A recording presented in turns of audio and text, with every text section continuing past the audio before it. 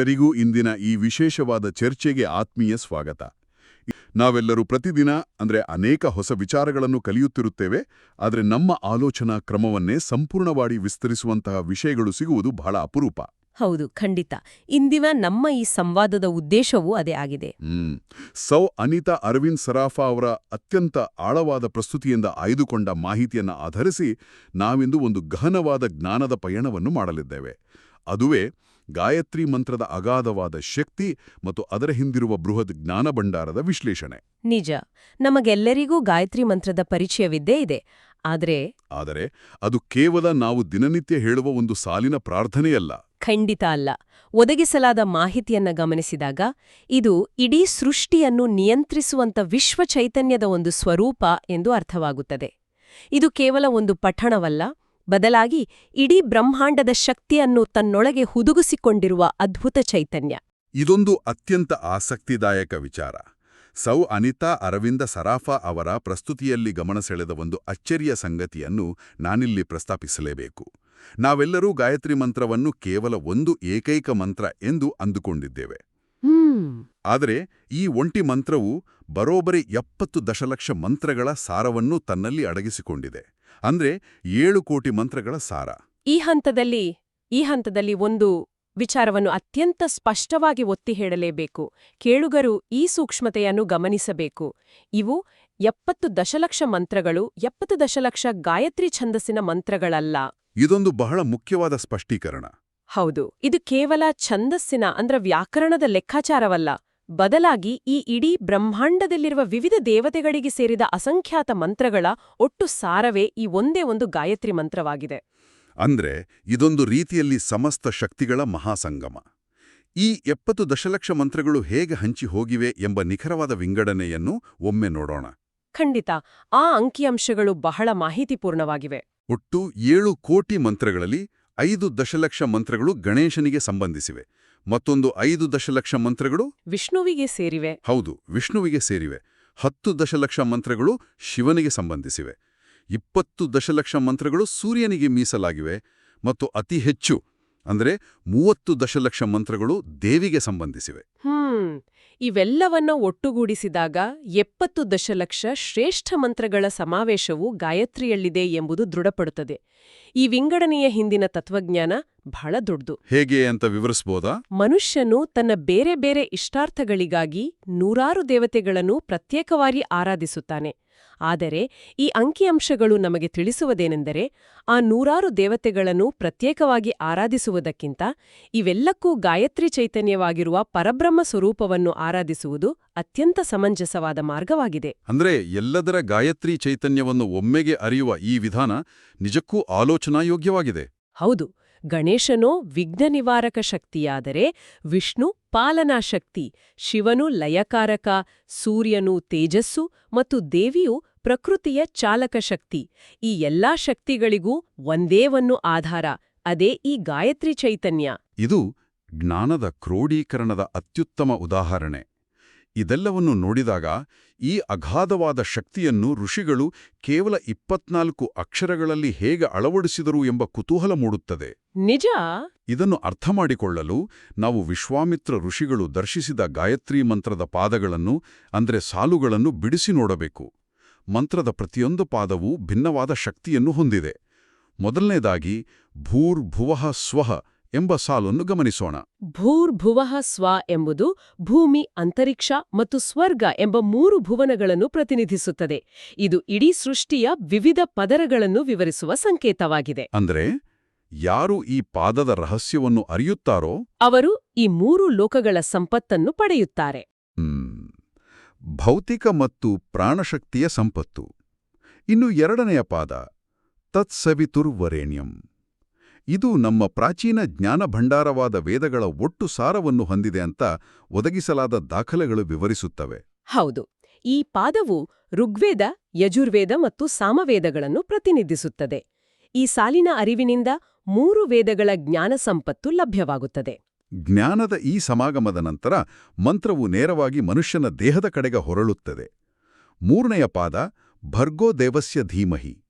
ಇದರಲ್ಲಿ ಪ್ರಾಣಶಕ್ತಿಯ ಅದ್ಭುತವಾದ ವಿಜ್ಞಾನ ಅಡಗಿದೆ. ಖಂಡಿತ.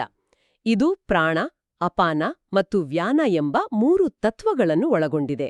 ಅಂದ್ರೆ ನಮ್ಮ ದೇಹದೊಳಗಿನ ಶಕ್ತಿ ನಿರ್ವಹಣೆ. ಹೌದು. ಇದನ್ನು ಅರಿಯೋದ್ರಿಂದ ಪ್ರಾಣಶಕ್ತಿಯ ಸಕಲ ಸಂಪತ್ತು ಲಭ್ಯವಾಗುತ್ತದೆ. ನಮ್ಮ ಪಾಪಗಳನ್ನು ನಾಶ ಮಾಡುವ ದೈವಿಕ ತೇಜಸ್ಸನ್ನು ಧ್ಯಾನಿಸುವ ಮೂಲಕ ದೇಹದೊಳಗಿನ ಪ್ರಾಣತತ್ವಗಳು ಸಮತೋಲನಕ್ಕೆ ಬರುತ್ತದೆ. ಶಾರೀರಿಕ ಸಮತೋಲನ ಸಾಧಿಸಿದ ನಂತರ ಅಂತಿಮ ಘಟ್ಟ ಬರುತ್ತದೆ. ಅದೇ 4ನೆಯ ಪಾದ, ಧಿಯೋ ಯೋನಃ ಪ್ರಚೋದಯಾತ್. ಇದು ಸಕಲ ಲೋಕಗಳನ್ನು ಬೆಳಗುತ್ತಿರುವ ಸ್ವಯಂ ಆದಿತ್ಯನನ್ನು ಪ್ರತಿನಿಧಿಸುತ್ತದೆ ಅಲ್ಲವೇ? ಸರಿ. ಸ್ಥೂಲವಾಗಿ ನೋಡಿದರೆ ಇದು ಆಕಾಶದಲ್ಲಿ ಬೆಳಗುವ ಸೂರ್ಯ. ಆದರೆ ಸೂಕ್ಷ್ಮವಾಗಿ ಇದು ನಮ್ಮ ಒಳಗಿರುವ ಪರಬ್ರಹ್ಮ ಅಥವಾ ಸವಿತೃ. ನಮ್ಮ ಬುದ್ಧಿಯನ್ನು ಸರಿಯಾದ ದಿಕ್ಕಿನಲ್ಲಿ ಪ್ರಚೋದಿಸುವಂತೆ ಕೇಳಿಕೊಳ್ಳುವ ಪ್ರಾರ್ಥನೆಯಿದು. ಸೃಷ್ಟಿಯ ಈ ಗಾಯತ್ರಿ ಚೈತನ್ಯವನ್ನು ತಿಳಿದವರು ತೇಜಸ್ವಿಗಳು ಮತ್ತು ಬ್ರಹ್ಮವರ್ಚಸ್ವಿಗಳು ಆಗುತ್ತಾರೆ ಎಂದು ವಿಶ್ಲೇಷಿಸಲಾಗಿದೆ. ಅಜ್ಞಾನದ ಕತ್ತಲೆ ದೂರವಾಗಿ ಅಪಾರವಾದ ಜ್ಞಾನದಿಂದ ಹೊಮ್ಮುವ ಆಂತರಿಕ ಪ್ರಭೆ ಮೂಡುತ್ತದೆ. ವಿಶ್ವಾಮಿತ್ರ ದರ್ಶಿತ ಈ 4 ಪಾದಗಳು ನಮಗೆ ಸ್ವಲ್ಪ ಮಟ್ಟಿಗಾದ್ರೂ ಪರಿಚಯ ಇದೆ. ಆದರೆ ಸೋ ಅನಿತಾ ಅರವಿಂದ್ ಸರಾಫಾ ಅವರ ದಾಖಲೆಗಳಲ್ಲಿ ಒಂದು ಅತ್ಯಂತ ನಿಗೂಢವಾದ 5ನೇ ಗುಪ್ತ ಪಾದದ ಉಲ್ಲೇಖವಿದೆ. ಬೃಹದಾರಣ್ಯಕ ಉಪನಿಷತ್ತಿನಲ್ಲಿ ಪ್ರಸ್ತಾಪವಾಗಿರುವ ಆ ಸಾಲು ಪರೋ ರಜಸೆ ಸಾವದೋಂ. ಹೌದು, ಪರೋ ರಜಸೆ ಸಾವದೋಂ. ಇದನ್ನ ಪರೋ ರಜಾಹ ಸಾವದೋಂ, ಪರೋ ರಜಸ್ಸೇ ಸಾವದೋಂ ಅಥವಾ ಪರೋ ರಜಸೆ ಅಸಾವದೋಮ ಎಂದು ಕರೆಯಲಾಗುತ್ತದೆ. ಇದರ ಅರ್ಥವನ್ನು ಸ್ವಲ್ಪ ವಿವರಿಸುತ್ತೀರಾ? ಖಂಡಿತ. ಸಕಲ ಲೋಕಗಳ ಸಮೂಹವನ್ನು ಯಾರೂ ಅಧಿಪತ್ಯ ಭಾವದಿಂದ ಪ್ರಕಾಶಪಡಿಸುತ್ತಿದ್ದಾನೋ ಆ ಪರಮಶಕ್ತಿಯ ಜೊತೆಯಲ್ಲೇ ಒಂದಾಗುವುದು ಎಂದರ್ಥ. ಜೊತೆಗೆ ಪಾಪವೆಂಬ ಶತ್ರುವು ವಿಘ್ನ ಮಾಡದಿರಲಿ ಎಂಬ ಪ್ರಾರ್ಥನೆ ಇದರಲ್ಲಿದೆ. ಆದರೆ ಇಲ್ಲಿ ಬಹಳ ಕಟ್ಟುನಿಟ್ಟಾದ ನಿಯಮವೊಂದಿದೆ. ಹೌದು.